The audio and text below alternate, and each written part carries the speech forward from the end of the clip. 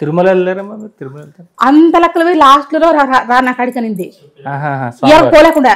స్వామివారు స్వామివారు 7 మెట్కిలు వచ్చేది. స్వామివారు కూడా ఎక్కువ కనబడతారు ఆయన. లాస్ట్ లో రాత్రి సహస్రానికి లాస్ట్ లోనే కదా చేరేది. నాకు ఇన్ని కళలు లేవు, ఉన్నదల్లా సంగీతం కళ, పాటలు పాడడం. మా ఊర్లో కూడా అమ్మాయి బాగా పాడుతుందని చెప్పడం, సాగు బాగా పాడుతుందని చెప్పడం, అట్లోటి ఉన్నాయి. ఈ శిల్పకళ ఇదంతా అమ్మవారు వచ్చినాక ఆటోమేటిక్ గా వచ్చేసా. శిల్పకళ, చిత్రకళ అన్నీ వస్తున్నాయి. హృదయం ఎక్కువ వేసింది. హృదయము, నీ దేహము, చక్రాల గురించి ఎక్కువ రాసింది. అనాహత నాదం గురించి రాసింది. నా బుక్స్ మొత్తం త్రినేత్రం ఎట్లా ఓపెన్ అవుతుంది అనేది మొత్తం ఆ బుక్ లో ఉంది. అన్ని రౌండ్ చేసి కట్ చేసింది మొత్తం. 8 లాగా తిరుగుతుంది అక్కడ. ఇలా అడ్డంగా ఉన్నాయి 8 లాగా. అవి ఎక్కువ తిరుగుతాయి. మళ్ళీ అది సహస్రాలలో కూడా తిరుగుతుంది. వాళ్ళు 1000 రేకులు పూజ తెచ్చిస్తారు దళం. అప్పుడు ఇక్కడ ఉన్నట్టు లెక్క, ఇక్కడ నుంచి ఇక్కడ చేరినట్టు అవన్నీ అనుభవించిన. అంటే ఆ దర్శనాలు జరిగినప్పుడు మీరు బుక్ లో దాన్ని గీసేవారు? నాకు నార్మల్గా ఉండాలనిపించదు, కూర్చోవడం రాయడం అంతే. ఆత్మారాముల గురించి రాస్తున్నా, ప్రపంచంలో జరిగేది రాస్తున్నా, నాలో జరిగేది రాస్తున్నా. ఇప్పుడు భవిష్యవాణి అంటే ప్రపంచంలో జరిగేది, ఆత్మదర్శనం అంటే నాలో జరిగేది. రెండు ఉన్నాయి. యోగం ఉంది, ధ్యానం ఉంది, అన్నీ ఉన్నాయి. ఇక్కడికి వచ్చిన వాళ్ళకి ఇప్పుడు వాళ్ళు ఏదో ఒక వేరే ఈ సాధనలో కానీ ఇంకోటి కానీ ఇబ్బందులు పడుతున్నారు అనుకో, వాళ్ళు ఏ స్థితిలో ఉన్నారో చూసి వాళ్ళని ముందు తీసుకెళ్ళగలరా? చెప్తాది. ఆ స్థితి నాకు వస్తుంది, చెప్తుంది ఇలా చేయండి, ఇలా చేయండి, ఈడున్నప్పుడు ఇట్లా చేయి, ఈడున్నప్పుడు చేయి. అవి ఇట్లా కూడా గీసి కూడా చూపిస్తుంది. ఇప్పుడు మణిపూరకం ఉంది, ఆడ ఇట్లా ఇట్లా అంటది, వాళ్ళకి యాక్టివేట్ గా వెనకాల ఈపు మీద రాస్తుంది, చేతితో రాస్తుంది అంతే. నీకు బుర్ర బాగాలేదు, బుర్ర మీద రాస్తుంది, అంత రాతనే ఇట్లా. మామూలుగా మనకు అంత ఫాస్ట్ గా చేయి తిరగదు. కానీ అమ్మ వచ్చినప్పుడు నాకు ఇప్పుడు తిరుగుతుంది. వచ్చింది అనేది వద్దు, మామూలుగా ఉంటది. ఇప్పుడు ఎప్పుడు తిరుగుతుంది ఇట్లా అంటది. గాల్లోనే రాస్తుంది, గాల్లోనే ఇట్లా రాస్తుంది అంతే. వాళ్ళకు బాగలేదంటే నీకు మణిపూరం గాళ్ళ అనాథ అది ఆడును ఇట్లా గీసి అది మంత్రం పెట్టి అట్లా అంటది అంతే. అది వాళ్ళకు తెలిసిపోతుంది. మళ్ళీ లేకుండా స్వప్నం రూపంలో నేనే కనపడతా. ఒక అమ్మకు వచ్చింది, ఆమె వచ్చింది, మీరే అమ్మగా వచ్చినారు, ఆమెకు అమ్మవారు తిన్నది, బొట్టు పెట్టి పిలిచాలకు వచ్చేసా. నేనేం మంత్రాలు చదవాల్సిన అవసరం లే, ఊరికే బొట్టే అందరికి కూడా పెట్టుకున్నాం. ఆమెకు అమ్మవారు ఉంది కాబట్టి బొట్టు పెట్టి పిలిచాలకు బయటకు వచ్చా. నాకు ఎప్పుడు బయటకు వచ్చినా అన్ని చేసినా నువ్వే తల్లి, నువ్వు మహా అని చెప్పి పోతుంది అంటారు. ఆత్మ విద్య గురించి తెలుసుకునే వాళ్ళు తక్కువ, వాళ్ళ సంసార విషయాలు తెలుసుకునే వాళ్ళు ఎక్కువ. మాకు అమ్మాయికి ఉద్యోగాల ఇది తెలుసుకుంటే అది ఆటోమేటిక్ గా జరుగుతుంది అనే విషయం తెలీదు. తెలుసుకోకుంటే కనుక సంసారానికి సంబంధించిన అయ్యే తెలిసిపోతాయి, అవి తెలుస్తాయి. మీకు ఈ దివ్య దృష్టి అనేది ఎప్పుడు నుంచి మొదలైందమ్మా? 3 ఏళ్ళు అవుతుంది. ఎప్పుడైతే నేను సూర్యుని చూసినానో అప్పుడు నేను ఎందుకు చెప్పలేదంటే నాకు విషయం బ్యాడ్ ఇన్స్పిరెన్స్ జరిగింది. నాకు అగ్నాచక్రంలో నాకు వెలుగు వస్తుందని ఫస్ట్ తెలియక చెప్పిన. ఒకతను ఇట్లా చేసినాడు, ఏళ్ళ నుంచి శక్తి తీసుకునే ప్రయత్నం చేసినాడు. మీ దగ్గర నుంచి చేసినారు. తెలియక తొడకపోయినాడు, ఇట్లా వస్తుందని, జ్వరం వస్తుంది, అగ్నాచక్రంలో వెలుగులు వస్తాయని తెలియక తొడకపోయినాడు. ఎందుకు తొడకపోయినావు అమ్మా, అట్లా నువ్వు అడిగి పంపివు కదా అన్న. అట్లా జరిగినప్పుడు నువ్వేం చేయాలో నీకు తెలియాలి కదా అని రివర్స్ చేపించింది. నా శక్తి నాకు రప్పించింది, అది కూడా తెలుసు. వాళ్ళు ఒకటి చేస్తే నేనేం చేయాలో తెలుసు. అన్నిటికీ అస్త్రాలు ఇచ్చింది, అస్త్రశస్త్రాలు అన్ని ఇచ్చింది. ఇప్పుడు నేను ఎవరికి భయపడను. కవచం ఏమైనా ఇచ్చిందా మీకు? అస్త్రాలు శస్త్రాలు అన్ని ఇచ్చింది, కవచం రాస్తా ఉంటా. అవన్నీ నేను చెప్పలేను, నా చేతులకు వచ్చేసింటాయి అన్నట్టు. బుక్కులు కట్టలు అన్ని వస్తుంటాయి, అదంతా జ్ఞానమే. ఈ లోకాలు అంటారు కదమ్మా, ఈ లోకంలో ఉన్నారు, ఆ లోకంలో ఉన్నారు, దేవుడు అంటే పాతాళ లోకానికి ఎట్లా పోయినా అని చెప్తా ఉండు. అది ఒకటి నేను చెప్తా. మనము ఇట్లా నిలబడుకుంటాం, తిరుగుతా లోపలికి పడిపోతాం. ఇదేంది నేను ఇప్పుడు పైన ఉన్నా కదా, లోపలికి ఎట్లా వెళ్ళిపోయినా అనిపిస్తుంది. కానీ అక్కడ కూడా లోకం ఉంది. తిరుగుతా లోపలికి పడిపోతాం. మళ్ళా పైలోకానికి ఎట్లా పోతామని చెప్తా. పైలోకానికి పోయినా అది గగన స్థలం.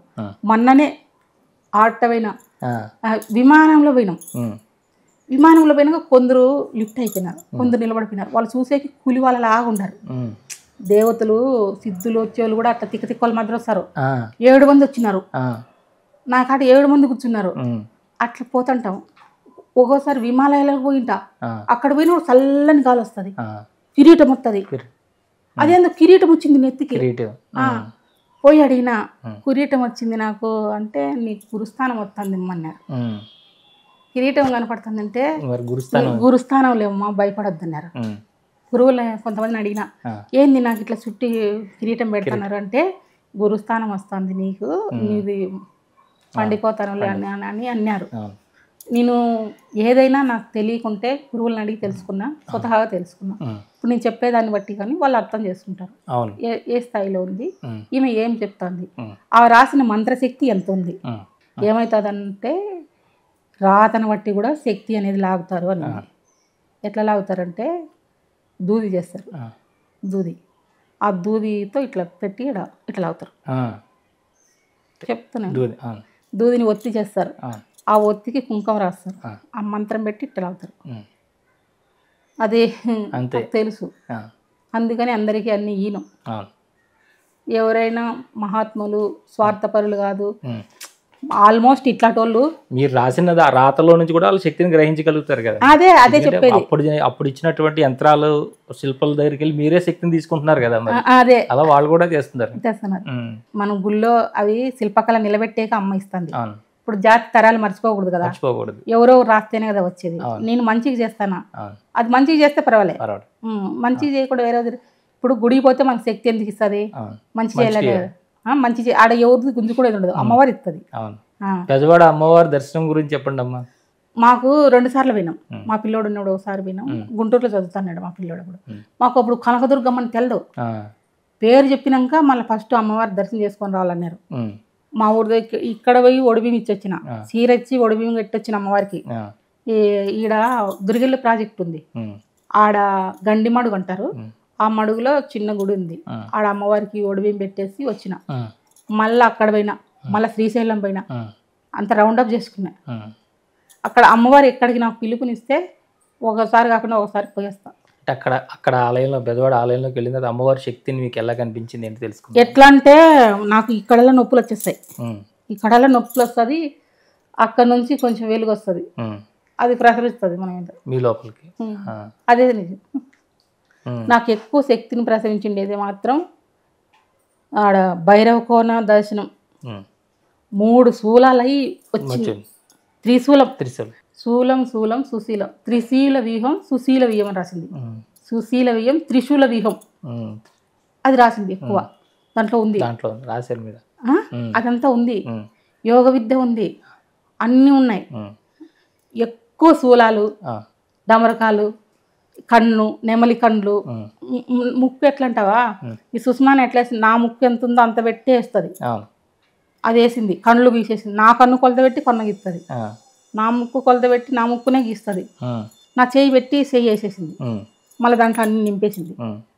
ఒకరోజు నా పాదం పెడతాంటే భయపడినా, చేయి పెట్టింది పోనీలు అనుకున్నా, ముక్కు పెట్టింది పోనీలు అనుకున్నా, కళ్ళు పెట్టేసింది పోనీలు అనుకున్నా, పాదం పెడుతుంది, అమ్మవారి పాదమే కదా, అయినా ఆ సాహసం చేయలే.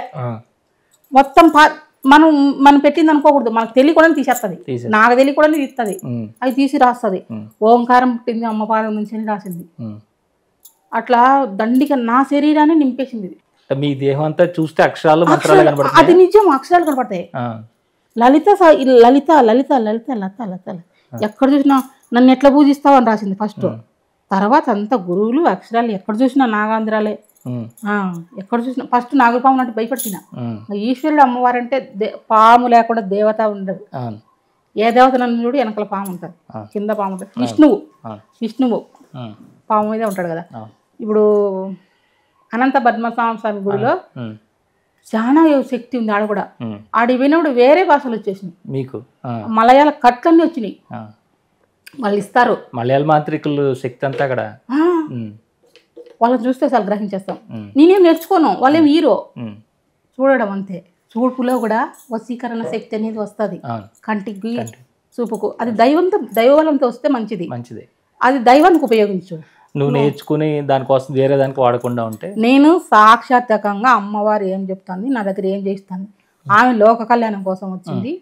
ఆమె మరుగును పడిపోయినట్టు చెప్తుంది. రాజుల చరిత్రలు చెప్తుంది, వాళ్ళ దానాగారాలు చెప్తుంది, వాళ్ళు ఎంత గొప్పలో వాళ్ళు ఎట్లా వాళ్ళు అయినారో రాసింది. అదంతా చరిత్ర చెప్తుంది. చరిత్ర చెప్తుంది, యోగం చెప్తుంది, మూలబడిపోయిన కళలు బతికించమని చెప్తుంది.